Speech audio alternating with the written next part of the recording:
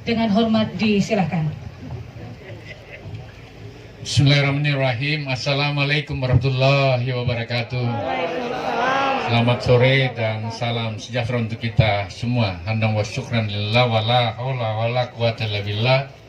Rabbi shalli sadri wa yassir li amri wahlulatan min lisani yafqahu qawli jalali yasiran. Pak Bupati Baru bersama seluruh jajaran Forum Koordinasi Pimpinan Daerah, para pejabat pemerintah, TNI dan Kepolisian Kabupaten Baru, Pak Danrem yang wakili Bapak Gubernur dan pejabat-pejabat provinsi yang saya hormati, saya banggakan Wakil Ketua DPR Provinsi Sulawesi Selatan dan sekaligus Sekretaris Nasdem yang saya hormati, para dirjen, kepala badan yang sempat menghadir saya, Dirjen Tanaman Pangan mohon berdiri. Dirjen Perkebunan hadir ini Pak Bupati. Yang kau bilang tadi itu masuk itu di pikirannya saya kira terlalu kalau tidak. Kepala Badan Karantina yang ngatur ekspor impor kita di semua pelabuhan yang ada. Dirjen Peternakan hadir di sini. Pasti memang. Kepala Badan Litbang yang melakukan riset semuanya. Dan Direktur Pupuk yang suka pupuk langka. Apalagi orang Pare-Pare, jadi tekan Dato' Mami sama-sama itu. Saya tidak sebut lagi satu persatu. Yang saya didampingi oleh anggota DPR Komisi 7. Jadi Ibu PKK di sini. Tapi kalau Menteri turun itu Bu Asna harus dampingi itu.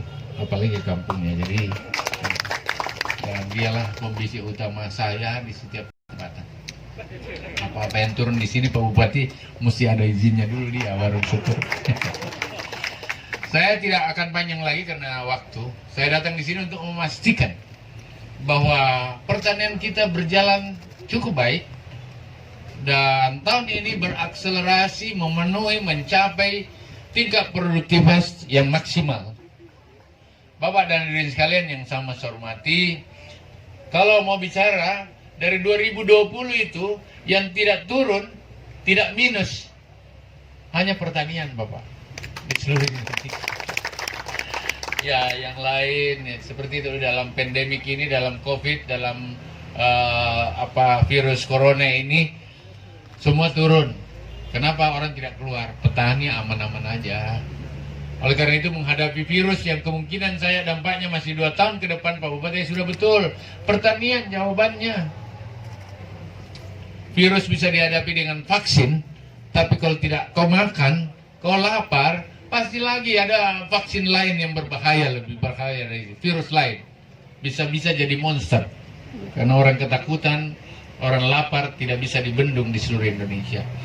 Oleh karena itu memang Presiden meminta saya untuk maksimal produksi, apalagi ada semacam warning dari FAO, Badan Dunia, bahwa kemungkinan sesudah hujan yang banyak ini nanti akan kering.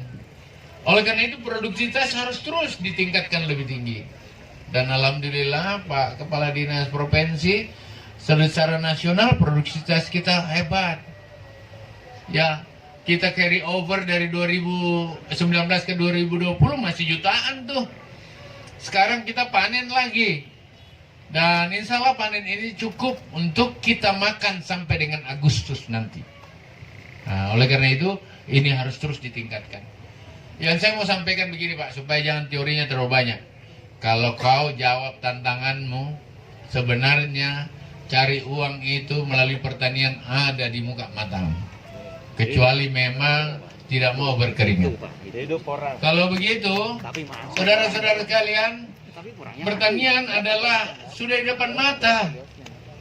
Ada pertanian dengan 20 hari sudah dapat uang, ada yang 1 bulan dapat uang, ada 2 bulan dapat uang, 3 bulan, 4 bulan, 5, tinggal pilih.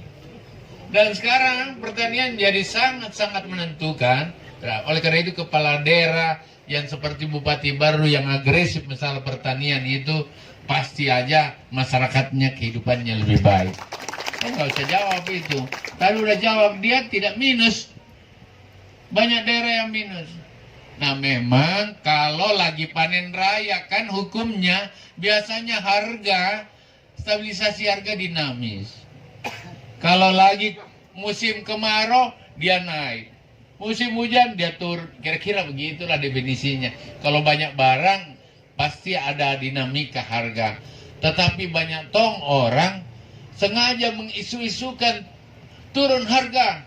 Akhirnya dia beli murah itu hasil pertaniannya rakyat. Karena dia mau harganya. Sebentar itu ada impor loh. Kalau kau tidak jual sekarang makin jatuh. Jual memang sekarang. Padahal tidak, itu bohong itu. Tidak ada hubungannya. Impor itu untuk stok pangan, stok cadangan beras pemerintah. Karena masalah perut kan tidak boleh ada spekulasi, tidak boleh, pemerintah harus pasti, dan itu perintah undang-undang. Tetapi produktivitas tidak boleh terganggu. Tadi jawabannya ada di sini. Tanda tangan Bulog, tanda tangan BNI, tanda tangan yang penggilingan padi, tanda tangan Pak Bupati, tanda tangan Dirjen, selesailah itu. Dan alhamdulillah ternyata dari 548 kabupaten kota, hanya 61 kabupaten yang ada persoalan dengan dinamika harga. Hanya dari 7.800 lebih kecamatan, hanya 382 yang harganya turun. Itu karena ada yang main-main dengan itu. Kalau gitu kita siap. Tetapi ini kan soal supply dan demand. Tandanya kita panen banyak kalau ada dinamika harga. Ada dinamika. Naik turun gitu. Itu tandanya kita panen. Tetapi disitulah ada HPP. Nah saudara-saudara sekalian, saya terima kasih banyak. Dan itu Pak Bupati bagus banget ini, hebat banget. Nah main dengan Pak Sahar. Ya, Pak Dirjen perkebunannya perbaiki di sini. Peternakannya perbaiki, ya, insya Allah tentu di-guidance oleh Pak Ardi, ya. Kalau tanaman pangan sih udah pasti, ya. Saya mau lihat areamu bagus. Satu hal sebelum ini waktunya susah ini, saya masih mau cerita 3 jam lebih. Saya cuma mau begini Pak, jangan cuma padi, jagung, kacang di sini, ada juga kelapa, ada juga bebek itu, toh. Gitu. Jadi buatkan klaster-klaster gitu Pak Bupati, yang mana bisa diserang dengan cara itu. Tentu tidak semua dengan dana pemerintah. Lakukan skala ekonomi, di-guidance oleh kita, sehingga skala ekonomi itu menggunakan dana KUR yang ada. Dan dana KUR itu menghasilkan. Nah kita coba di sini Pak, buatkan percontohan khusus di sini Pak Dirjen, ya. Siapa gugus kendalinya, peternakan. Jangan cuma siapkan lahannya, siapkan uji cobanya gitu. Bapak dan hadirin sekalian, saya dikejar waktu memang, dan saya gembira banget tadi melihat hasil panen kita 8 ton per hektar. Pantas memang produktivitas naik gitu. 8 ton. Udah 3 ubinan. Dan itu bukan kata kita, kata BPS loh. Dan saya tidak mau yang dipura-pura, tidak mau. Dan itu terjadi juga di Maros seperti tadi itu. Saya tidak heran. Nah memang baru itu strategi sekali Pak Bupati, jangan salah. Kenapakah di sini taruh pelabuhan alternatif? Itu dalam pikiran, dalam konsepsi yang dikaji oleh JK. Kebetulan saya bekas lurahnya di sini juga. Makanya tuh kereta api sentralnya di sini kasih selesai itulah. Kenapa singgung ke sana ini? Nggak ada hubungannya pertanian. Iya, kapan lagi masa orang di Jawa aja lihat kereta api kalian? Ya dong, dorong. Sayang. Nah, kalau produktivitas meningkat, transportasi jalan dengan baik, kemudian untuk insuler untuk mengeluarkan melalui impor dan barang-barang yang dijual ke pulau lain terbuka karena ada pelabuhannya di sana, apalagi.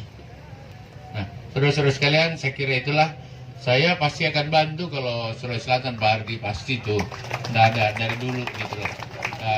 Tinggal memang harus dikonsepsi Pak Zahar, tidak ada yang sia-sia. Enak kan kalau kita lihat seperti ini. Dan jangan semua tunggu bantuan pemerintah.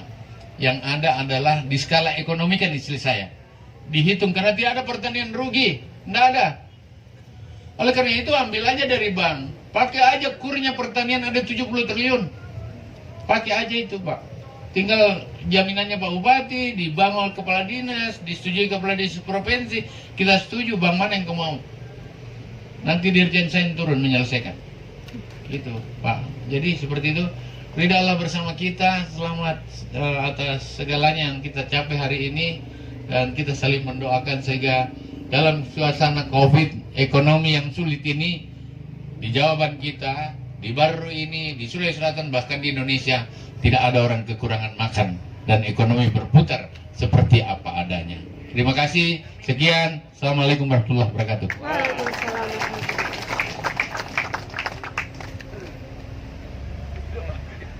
Menteri Pertanian Republik Indonesia yang telah memberikan arahan pada sore hari ini. Selanjutnya istirahat sekaligus penutup. Baik hadirin Bapak Ibu yang kami hormati, demikianlah seluruh rangkaian acara panen padi untuk musim tanam 2020-2021 bersama